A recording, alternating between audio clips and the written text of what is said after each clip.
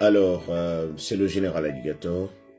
Disons que au soir du 4 mai, c'est-à-dire une fois que les résultats sortent, tout dépend de vous.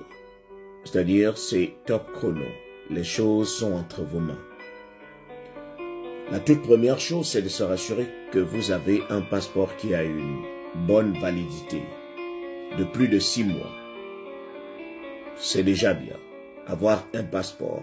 Ce n'est pas lorsqu'on est sélectionné qu'on va aller chercher des informations pour voir combien de temps ça prend pour faire un passeport. Est-ce que mon enfant va partir avec moi? Est-ce que mon enfant ne va pas partir? C'est bien de demander le temps que ça prend.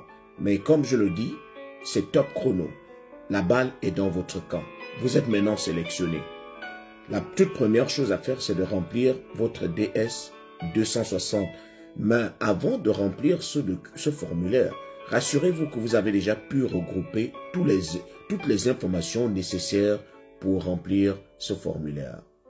Parce qu'il vous faudra forcément les informations sur le passeport. Avoir une adresse aux États-Unis.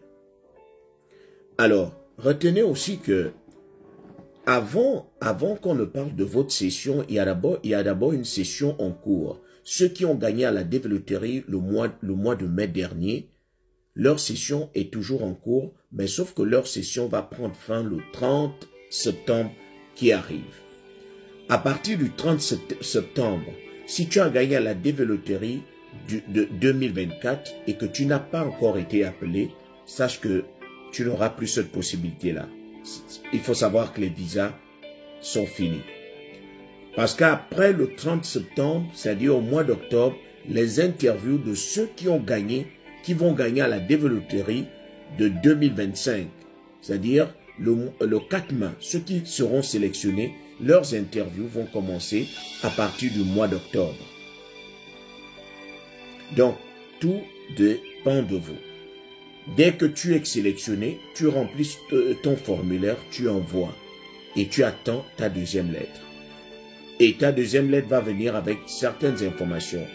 Le jour où tu passeras ton interview, l'heure, et on va te donner la possibilité, on te dit maintenant d'aller faire ton examen médical.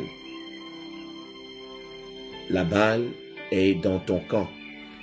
Et pour qu'on t'appelle aussi, tout dépendra du numéro de dossier. Parce que chaque sélectionné a un numéro de dossier avec lequel il va fonctionner.